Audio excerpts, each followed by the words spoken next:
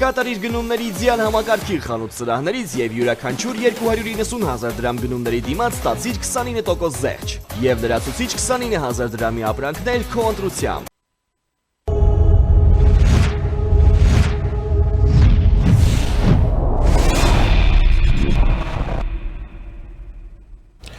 Մեր եթերը շարունակվում է, իմ հյուրն է Կովկաս ինստիտուտի փոխտնօրեն քաղաքագետ Սերգեյ Մինասյանը։ Բարև ձեզ, պարոն Մինասյան։ Բարև ձեզ։ Ընտրությունները ավարտվեցին, այդ փուլն էլ կարծես թե հաջողությամբ անցան, եւ այսօր այն հիմնական հարցերից մեկն է, որը ինձ անհանգստացնում է, որպես Հայաստանի Հանրապետության քաղաքացի, դա Հայաստանի Հանրապետության ապագա այս 5 տարվա ընթացքում առնվազն արտաքին քաղաքականությունն է։ Ես առաջարկում եմ մեր զրույցի առաջին հատվածը, առաջին մասը խոսենք այդ մասին։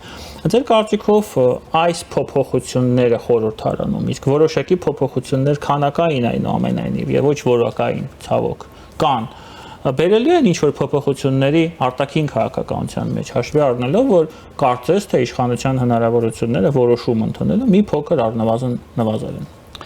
Նախ պիտի նշենք, որ այս նոր քաղաքական փուլը, որը որ իրականում դեռ չի սկսվել, բայց այդ գործընթացում է եւ կարծում եմ այդ ասենք քաղաքական փուլը ավելի հստակություն մենք կստանանք այս օգոստոսի վերջ, սեպտեմբերի սկզբին, երբ որ արդեն թվում է թե բոլոր հավասար պայմանների դեպքում արդեն կձևավորվեն եւ կառավարությունը եւ կառավարության անդամները եւ այլն, հնարավորություն կտա առաջերտին Հայաստանի արտաքին քաղաքականության տեսանկյունից սկսել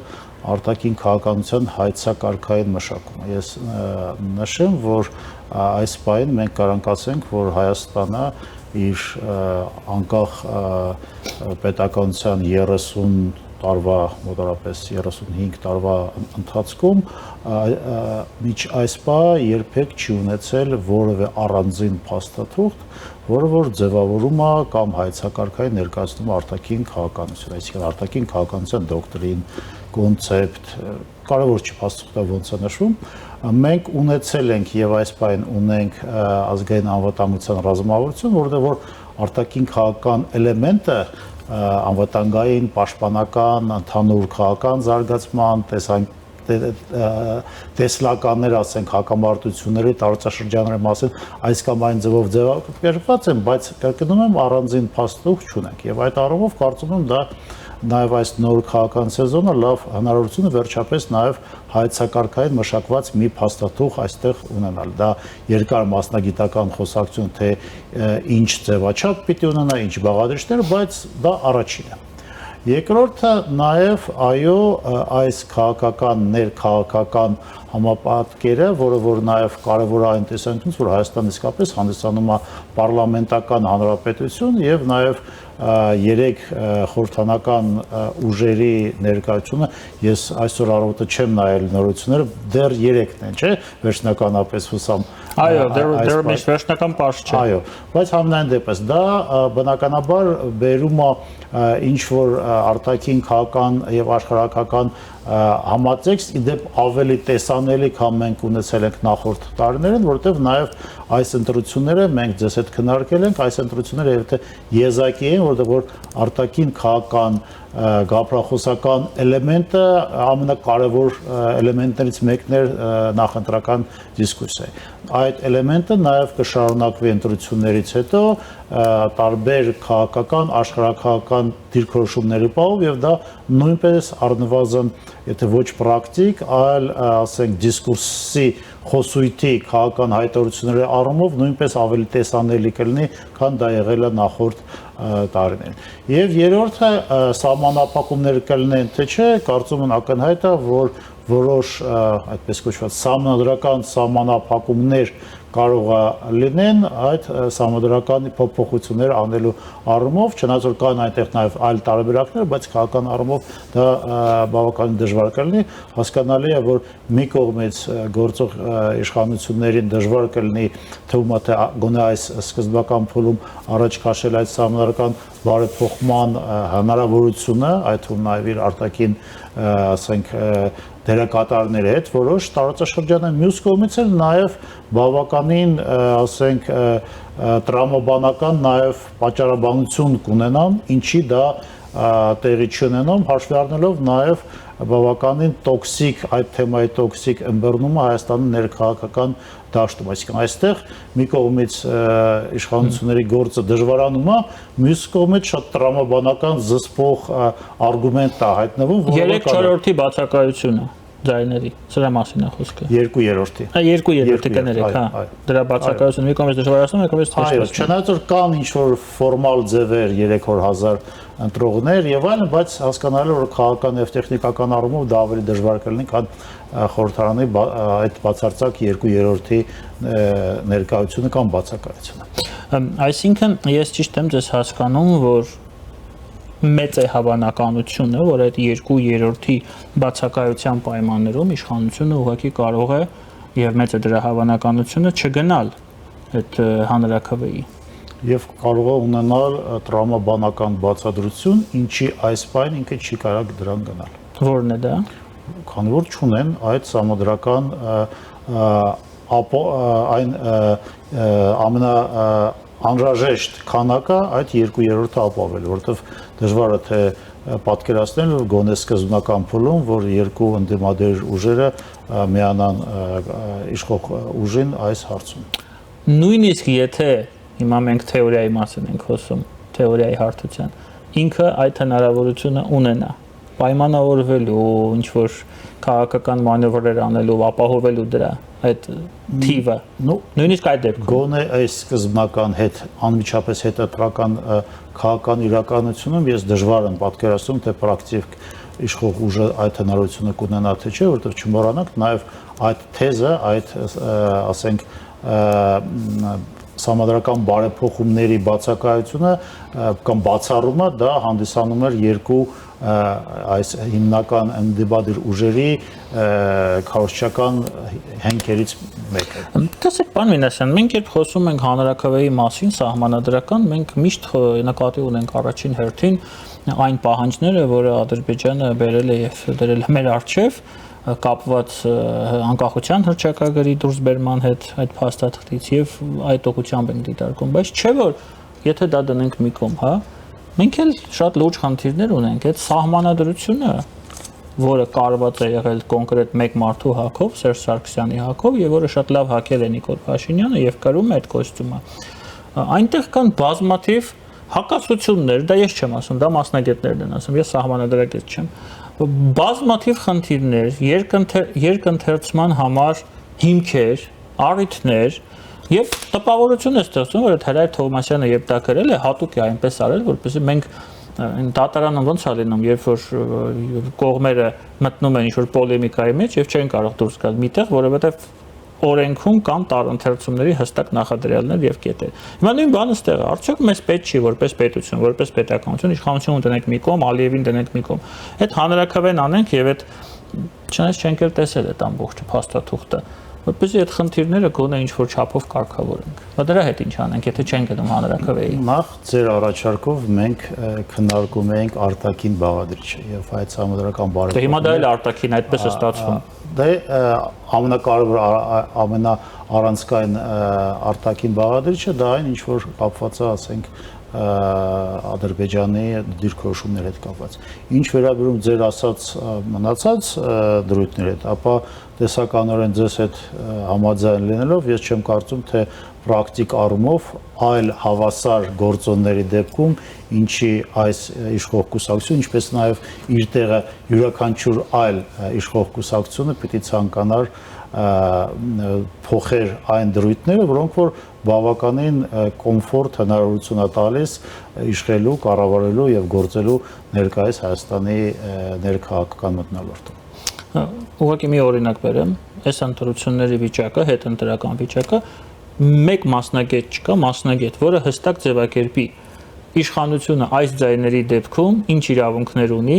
ինչ հնարավորություններ ունի եւ ինչ չի կարող անել, ինչ կարող է անել, ինչ չի կարող անել։ Որտեւ այդ սահմանադրությունը, այդ օրենքները այնպես են գրված, որ նույնիսկ մասնագետները չեն կարող դա անել։ Եվ դա հստակության կարիք կա, կարծում եմ, որպեսզի այս իրավիճակը, որը մենք այսօր ունենք, անորոշության գոնե մյուս ընտրությունների ժամանակ 31-ի ընտրություններին չլինի։ Դուք շատ լավ գիտեք, որ ասենք Միացյալ Նահանգների, Ֆրանսիայի, եվրոպական արևմտյան շատ երկրների եւ ոչ միայն արևմտյան երկրների համադրությունները մշտական ձևափոխման գործընթացում գտնվում, որտեղ հասկանալի է, որ յուրաքանչյուր նմանատիպ ժամանակը թելադրում է։ Այո, ինքը ստեղծվել է, գրվել է, ընդունվել է մի այլ հասարակական, քաղաքական աշխարհակաղական մթնոլորտում, իսկ կյանքը շարունակվում, բնականաբար փոփոխություններ են լինում եւ ամեն մի փոփոխություն դա նաեւ եւ քաղաքական անհրաժեշտության եւ քաղաքական սահմանափակումների այդ ճանապարհով անցնում է։ Մեր դեպքում պարզապես մենք պիտի հասկանանք, որ այս համանրական բարեփոխումների, ասենք, ակտիվացումը ուզենան թե չուզենան իշխանությունները, քաղաքական ուժերը կամ առանձին մասնագետներ ներկայացնել, որ դա մեզ առաջերտի մեզ է պետք, ոնց որ մեր ներքաղաքական զարգացման եւ այլն, բայց բոլորը դա անցալում են առաջերտին որպես Ադրբեջանի այդ մոտեցումների արձագանքնելու ինչ-որ մի փորձ։ Պարոն Մինասյան, ենթադրենք հանրաքվեն չենք անցկացնում կամ անցկացնում ենք ավելի վատ տարբերակ, ասեմ, ժողովուրդը ասում է ոչ, Ադրբեջանները ասում է ես չեմ ստորագրում խաղաղության պայմանագիրը,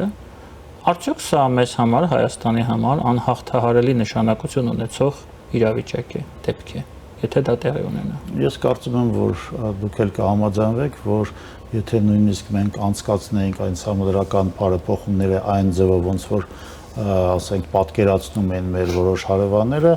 ցանկության դեպքում տարբեր այլ դրդապատճառներ եւ պատճառներ կարող են գտնվեն, թե ինչի այս գործընթացը պիտի ձգձգվի կամ չգա իր վերջնական կետին, իրավական, ասենք, խոսքին պայմանավորության ինչ-որ մի էտապին։ Եվ այս պայմաններում ես կարծում պատասխանային է, որ մենք պիտի փորձենք այս խաղաղության գործընթացը, որը որ իդեպ նաև օգոստոսյան Վաշինգտոնյան այս փաստերով միացված էր, միգուցե եթե ոչ անջատենք, այլ պարզապես տարբեր, ասենք multi-speed, ոնց որ ասում են, տարբեր, ասենք աստիճաններով առաջ քաշենք, ասենք տարածաշրջանային կոմունիկացիոն գործընթացները եւ տարածաշրջանային անվտանգության գործընթացները։ Հասկանալի է, որ դա հեշտ չի լինելու, բայց համենայն դեպս մեր միակ այս առումով տեսանելի այլընտրանքը կարող լինի դա։ Այսինքն արդյոք մենք կարողանանք այդում նաև երկկողմ Միացյալ Նահանգներ Հայաստան շրջանակներում դա առաջ քաշել, արդյոք երկկողմ Հայաստան Եվրոմիություն գործընթացը, որը որ իր էությամբ երկկողմն է, մենք կարանք որոշ չափով արագացնենք հաշվի առնելով նաև ստրուկտուրալ այն սահմանափակումները բնական, որոնք որ կան, մենք գիտենք դրա մասին, արդյոք մենք կարանք պահպանենք որոշ ձևով ինչ-որ մոդուս օպերանձի եւ մոդուս վիվենդի Ռուսաստանի Դաշնության հետ նույնիսկ այս դժվարացած քաղաքական մթնոլորտում փորձելով պահպանել նաև որոշ տնտեսական, մաքսային ինչ-որ առավելություններ, որոնք մենք ունենք, արդյոք մենք նաև այս բավականին դժվար աշխարհակաղական իրավիճակում նաև կարանք գոնե սիմվոլիկ առաջխաղացում, օրինակ ապահովենք Հայաստան-Թուրքիա հարաբերությունն եւ այլն։ Մենք այս կարճ ժամանակահատվածում նախընտրական տեսանք, որ Ռուսաստանի ելակա ծիրանա լոլիկային խաղերը բերեցին նրան, որ մեր հարաբերությունները Եվրամիության հետ եւ առանձին երկրներից սկսեցին շատ ավելի արագ զարգանալ։ Մենք տեսանք, որ Լեհաստանը որոշեց գնել մեր ծիրանը,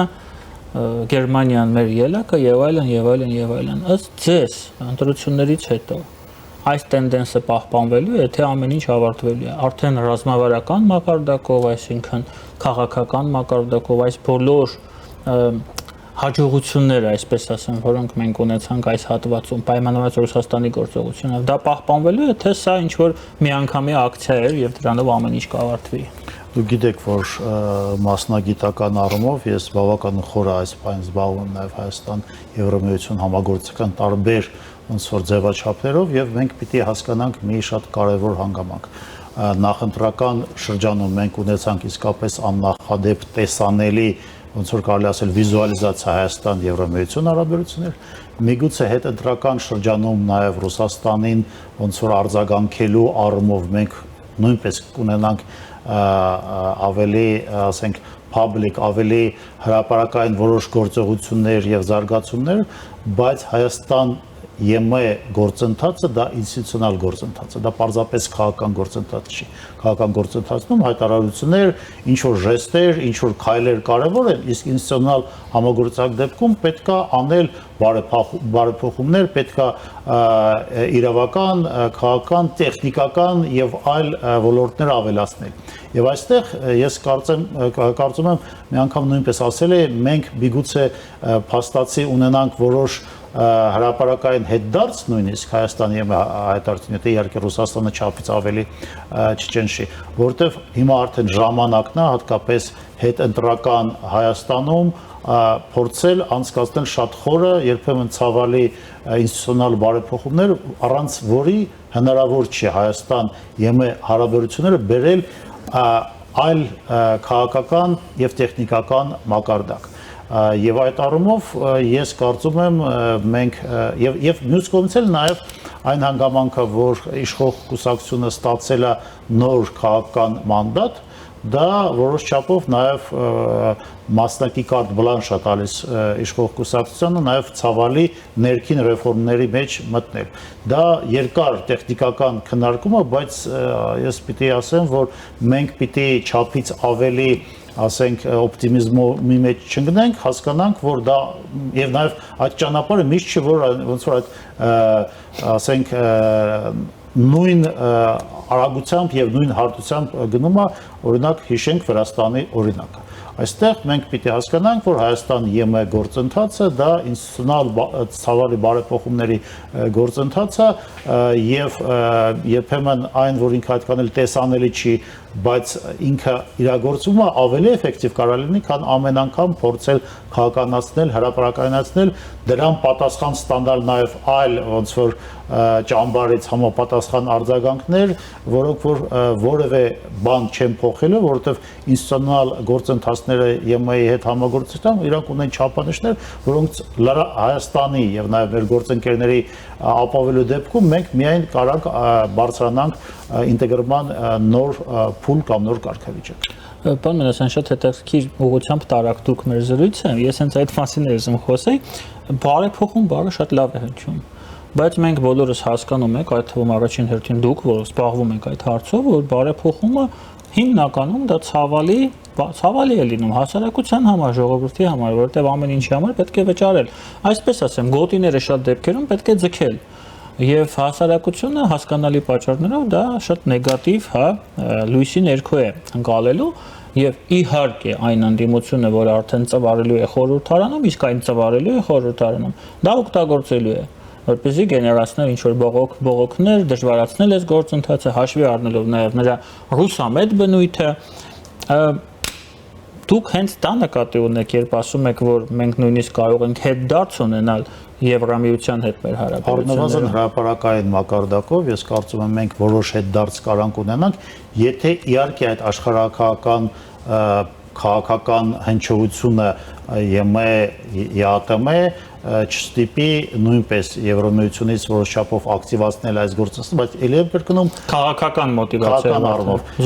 ինստիտուցիոնալ տեխնիկական մակարդակով բայց ցանկության դեպքում նույնիսկ ԵՄ կառույցները չեն կարող արագացնել եւ մենք չենք կարող այն գործընթացը, որը որ առնվազն պահանջում է 2-3 տարի, օրինակ վիզաների լիբերալիզացիան, մենք կատարենք կես տարվա ընթացքում։ Պարզապես ֆիզիկապես դա հնարավոր չի։ Եվ դա նույնպես ոչ միայն վիզաների ոլորտում, շատ այլ ոլորտներին է վերաբերվում, օրինակ ՍԵՊ-ն այն փաստաթուղթն է, որը որ գիտեք երկար տարիներ մենք քննարկել ենք որպես այլընտրանք ասոցիացիան այդ համաձայնագրի եւ դուք հիշում եք, որ դա ստորագրվեց ասոցիացիան պայմանագրի չեղարկումից հետո 4 տարի հետո 2013 թվականի այդ սեպտեմբերի 3-ից հետո մինչև 17 թվականի նոյեմբերը տևեց հաստատի 4 տարի։ ՍԵՊ-ն այս պայն իրավական որևէ այլ փաստող փոխելու, որը որ Հայաստան-ԵՄ հարաբերությունների հիմքն է, մենք հնարավորություն չունենք։ Մենք կարանք ռազմավարական օրակարգեր ընդունենք, մենք կարանք ռազմական համագործակցության հայտարարություններ ընդունենք, մենք կարող այդ հայտարարությունների ինչ որ լրացուցիչ փաստաթղթեր ընդունենք, բայց իրավական հիմքը մնում է ՍԵՊԱ-ն, որը ստորագրվել է 17 թվականին։ Մենք չունենք այս պահին տեսանելի հնարավորություն, որ կես տարվա մեջ կամ մի տարվա մեջ ունենանք ինչ-որ մի փաստաթուղթ, որը որ կարա փոխարինի ՍԵՊԱ-ին, որը որ իդեպ նաև իր բազմազանությամբ եւ համապարփակ իսկապես փաստաթուղթ լինելով իրականում շատ մեծ նաև հնարավորություններ է տալիս եւ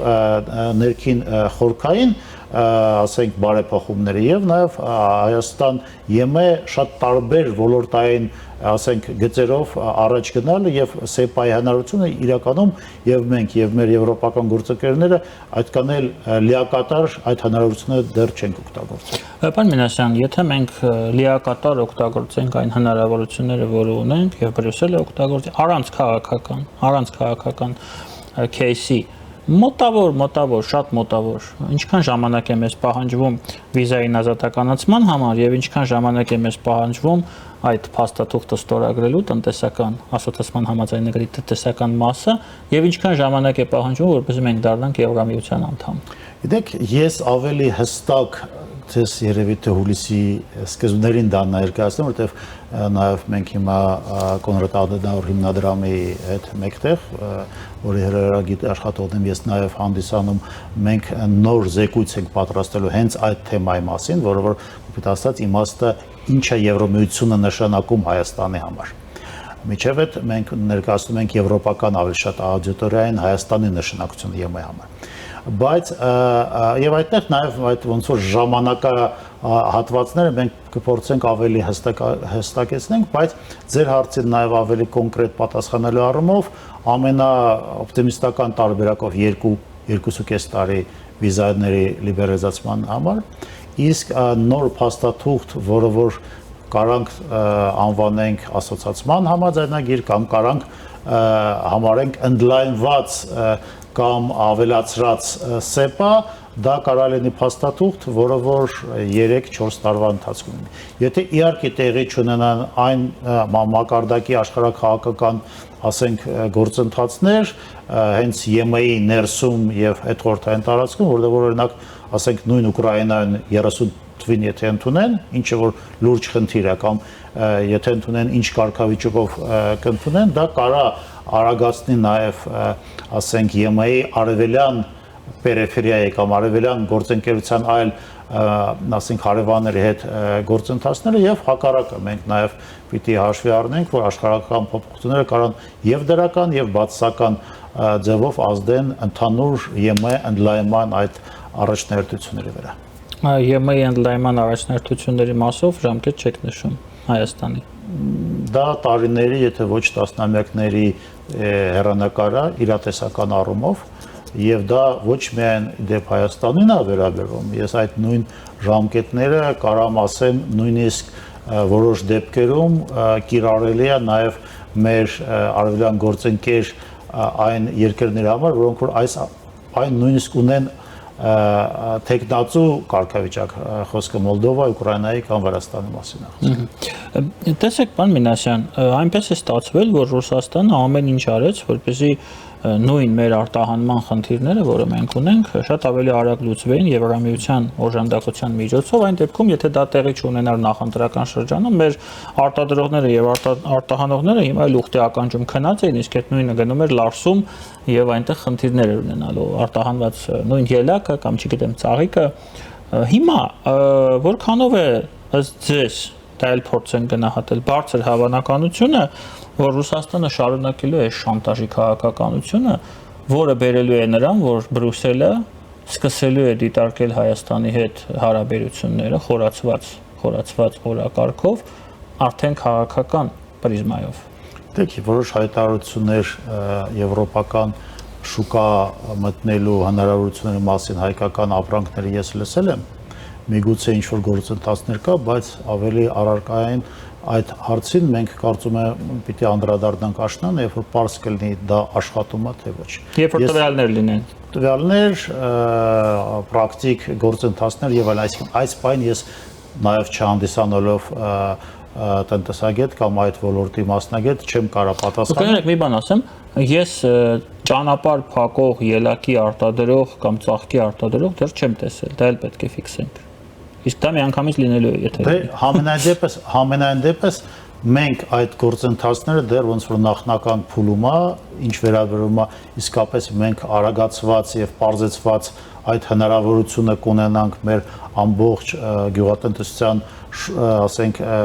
սեկտորի հայտնվելը ԵՄ շուկայում թե ոչ, դրան մենք անդրադառնանք աշնանը, իսկ ձեր հարցի մյուս մասին, որը որ վերաբերում Ռուսաստանի արձագանքներին եւ հնարավոր քայլերին, ասեմ, որ մի կողմից մենք տեսանք վերջի տասնամյակներում, որ բազմիցս Ռուսաստանը փորձել է այս լծակը տնտեսական, ֆինանսական, էներգետիկ սահմանափակումների օգտագործել գրեթե բոլոր իր հետխորհրդային, ասենք, գործընկեր եւ հարևան երկրների հանդեպ, խոսքը ոչ միայն Վրաստանի, Ուկրաինայի, Մոլդովայի մասին է, Բելարուսը, Հայաստանը, Ադրբեջանը, նաև որոշ չափով տեսականորեն կենտրոնական Ասիան, Ուզբեկստանը վերջի ժամանակահատվածում անցել են այդ ճանապարհով։ Եվ իրականում դա լիովին էֆեկտիվ չի եղել, բայց էֆեկտիվության ինչ որ էլեմենտներ կա կապված այդ երկրի, ասենք, ներքին իրավիճակից, տնտեսական եւ քաղաքական։ Ավելի ռադիկալ դեպքերում, երբ որ, ասենք, Մոլդովայի, Ուկրաինայի եւ Վրաստանի դեպքում ինչ որ մի этаպում պարզապես քաղաքական առճակատում էր, այդ լծակները չէին աշխատում, բայց այդ լծակները ունեին հնարավորություն որոշ չափով ակումուլյացիա անել այդ լարվածությունը։ Այսինքն, օրինակ բերեմ, Սաակաշվիլի Վրաստանի ժամանակ դա չաշխատեց, բայց դա միգուցե ստեղծեց որոշ շրջանակներ, որոնք որ ակտուալ դարձան Իվանիշվիլի ժամանակվա Վրաստանի համար եւ նաեւ հատկապես ներկայիս Իվանիշվիլի, ասենք, Վրաստանի համար դա, ասենք, իրանց վերլուծական քաղաքական մոտեցումներում հաշվի առնում, այսինքն մենք դա պիտի նույնպես այդ տեսանկյունից գնահատենք, արդյոք Հայաստանի դեպքում մենք կտեսնենք կտրուկ ամենաբարդ,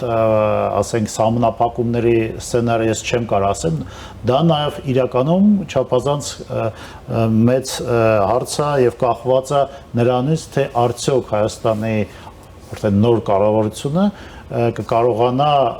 հնարավորինս շուտ քաղաքական երկխոսություն վերականգնել Ռուսաստանի բարձրագույն ղեկավարության հետ եւ փորձել այդ հարցը ոչ թե կոնֆրոնտացիոն, այլ ինչ որ փողզիչումային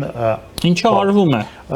ինչի փորձերը արվում են։ Հենց ես դրա մասին եմ խոսում, որովհետեւ դրանից է մեծամասամբ կախված, արդյոք մենք կունենանք ամենաբարդ իրավիճակը, որը որ ոչ միայն բնականաբար գյուղատնտեսական ապրանքներն են, բայց նաև, ասենք, էներգետիկ, ասենք, բաղադրիչն է, գազի եւ նավթի գները, դա, ասենք, աշխատաուժի շուկան է, դա այն ամբողջը, որը որ անմիջապես եւ բավական լուրջ կարող ազդի Հայաստանի ներքաղաքական եւ սոցիալ-տնտեսական իրավիճակի վրա։ Բնականաբար այստեղ դեռ այդ գործընթացը ավարտված չի, ավելին այդ գործընթացը դեռ նոր սկսվում է եւ դեռ նայենք թե ինչ արդյունքների դա կբերի։ Ես ավելի հստակ պատասխան այս բանին չունեմ, որովհետև ես չգիտեմ թե այդ երկխոսությունը սկզբնական փուլում կամ հետագայում ինքը էֆեկտիվ կլինի, թե ինքը սկզբում էֆեկտիվ չի լինելու, հետագայում ինչ որ կարմիր գծեր չանցնելու դեպքում կողմերը կարան ինչ որ համաձայնության գան, թե մենք կունենանք ամենաբացասական եւ ամենադժվար տարբերակը։ Պարոն Մինասյան, ճիշտ կլինի նշել, ֆիքսել, որ Հայաստանի եվրոինտեգրման դեպի Եվրամիություն ճանապարհը մեծապես կախված է Ռուսաստանի դիրքորոշումից, այսինքն որքանով Ռուսաստանը կփորձի դրան խոչընդոտել, այնքանով այդ գործընթացը արագ կգնա։ Ոչ, այդ Հայաստանի ԵՄ գործընթացը առաջերտին կախված է մեր ունակությունից, ներքին ցավալի։ Ես նկատի ունեմ քաղաքական կոմպոնենտը, որի մասին մենք խոսեցինք։ Կոմպոնենտը խոսեցինք։ միգուցե, բայց քաղաքական կոմպոնենտը դա բավարար չի։ Քաղաքական կոմպոնենտի մեջ նաև պիտի մտնի քաղաքական կամք, ասենք, իշխող կուսակցության, իշխող ուժի եւ հասարակության մի մասի գնալ ցավալի բարեփոխումների ոչ հեշտ ներքաղաքական եւ արտաքին քաղաքական շրջանակներում, բայց այլ տարբերակ չկա։ Իսկ մեր հասարակությունը դες պատրաստ է այդ ցավալի բարեփոխումներին։ Եվ ամենակարևորը ի դեպ, հասարակությունը դնենք մինքում։ Իշխող ուժը, կառավարությունը դրան պատրաստ է։ Իշխող ուժը, եթե իմանա դրա նշանակությունը եւ եթե դա բացատրվի, միգուցե պատրաստ կլինի։ Այստեղ իրականում ես պիտի նշեմ, որ ամենալուրջ խնդիրը, որը որ կա Հայաստան-ԵՄ համագործակցության առումով երկարաժամկետ կրվածքով, դա այդպես կոչված ռազմակարգվարական կոմունիկացիայի բացակայություն, այսինքն մենք ունենք եւ հասարակությունը իր հերթին, քաղաքական էլիտան, փորձագետները, քաղաքական գործիչները ամեն մեկը մի պատկերացում թե ԵՄ գործընթացը ինչ է նշանակում, բայց մենք շատ քիչ պատկերացում ունենք, թե իրական հնարավորություններն ու հասարակությունում կա մարդկանց զանգված, որոնք կարծում են, որ դեպի ԵՄ ճանապարհը նշանակում է, որ մենք երբ ուզենք կարող գնանք Եվրամիություն, երբ ուզենք գանք եւ վերջ։ Դուք հասկանում եք, չէ՞, որ նույն այդ վիզա լիբերալացման գործընթացը, օրինակ իր մեջ շատ կապված է, ասենք, իրավապահ մարմինների գործունեության հետ։ Սահմանների կառավարման հետ կապված է, օրինակ, արդյոք այդ բժշկական ապահովության գործընթացը էֆեկտիվ կլինի թե չէ, եւ այդ դեպքում Հայաստանի քաղաքացիները հնարավորություն կունենան մեծամասամբ այդ բժշկական ծառայությունները Հայաստանում անել, այլ ոչ թե բժշկական туриզմի համար գնալ, ասենք, Ֆրանսիաներում եւ Գերմանիայում։ Հասկանում եք, չէ՞, որ այդ բոլոր գործընթացները այնքան կապված են, որ պարզապես նախընտրական կամ հետընտրական հայտարարություններով մի կողմից, մյուս կողմից ինչ որ երազների մասին պատմել, որ Եվրամիություն լինելը դա առանց վիզայի գնալը եւ լավ ապրելը, իրականում դա շատ դժվար, ցավալի եւ քաղաքական եւ ոչ միայն քաղաքական գին ունեցող գործընթացներ եւ իրականում դա ամենակարևոր խնդիրը եւ այստեղ ես կրկնվում եմ, բայց դա կարևոր է հետընտրական ներկայիս փուլը միգուցե ստեղծում է եզակի կամ ամենալավ հնարավորություն նաեւ քաղաքական իշխանություններին վերցնել քաղաքական պատասխանատվությունը եւ փորձել գնալ այդ ցավալի միշտ ոչ միշտ անգամ նաև ցանկալի ինչ որ բարեփոխումների, իդեպ բարեփոխումները այնպեսին որ դա պիտի լինեն համապարփակ, դու չես կարող նույն այդ վիզա լիբերալացման առումով ինչ որ մի ձևով բարելավես, ասենք, դատարանների եւ ասենք ուժային կառույցների գործողությունը, բայց կոռուպցիայի իր բոլոր էլեմենտներով տեսանելի արդյունքների չհասնես։ Դրա հետ մեկտեղ նաև հասկանալի է, որ ունեն բազմաթիվ խնդիրներ, որոնք որ պիտի լուծվի նաև աշխատանքային ոճով ամենօրյա մակարդակով, ինչը նշանակում է, որ դա ոչ միայն քաղաքական կամքի մասին է, այլ նաև քաղաքական մշակույթի ձևափոխման, վերանորոգման անհրաժեշտություն նույնպես կա։ Երկաթը պետք է ծեծել տաք վիճակում։ Քաղաքական իրավիճակները տարբեր են լինում, կարծում եմ, որ Հայաստանի 26 թվականի խորհրդական ընտրություններից հետո այդ հնարավորությունը խորը ցավալի, բայց նաև հեռանկարային այդ բարեփոխումները սկսել, որտեղ առանց դրան այն հեքիաթը, որ ուզում են հավատան հասարակության մեծ մասը, իդեպ նաև դա այն եզակի թեմաներից է, որը որ իսկապես միացնում է ընդդիմություն, իշխանություն, տարբեր քաղաքական գաղափարախոսական Հայաստանում ունեցող մարդկանց Հայաստանում, դա այն եզակի թեման է, որ միացնում է, բայց նաև հասարակությունը պիտի հասկանա եւ պատրաստ լինի, որ այդ ճանապարհը ոչ պակաս ցավալի կլինի, քան այն աշխարհական խնդիրները, որոնք որ մասամբ մենք հաղթարել ենք, մասամբ չենք հաղթարել եւ միգուցե նոր խնդիրներ են մեզ սպասում, բայց դա է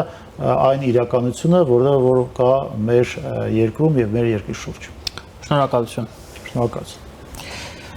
Իմ հյուրն էր Կովկաս ինստիտուտի փոխտնօրեն, քաղաքագետ Սերգեյ Մինասյանը, ես Դավիթ Ստեփանյանն եմ, ձեզ հետ այն մանրամասները կհանդիպենք։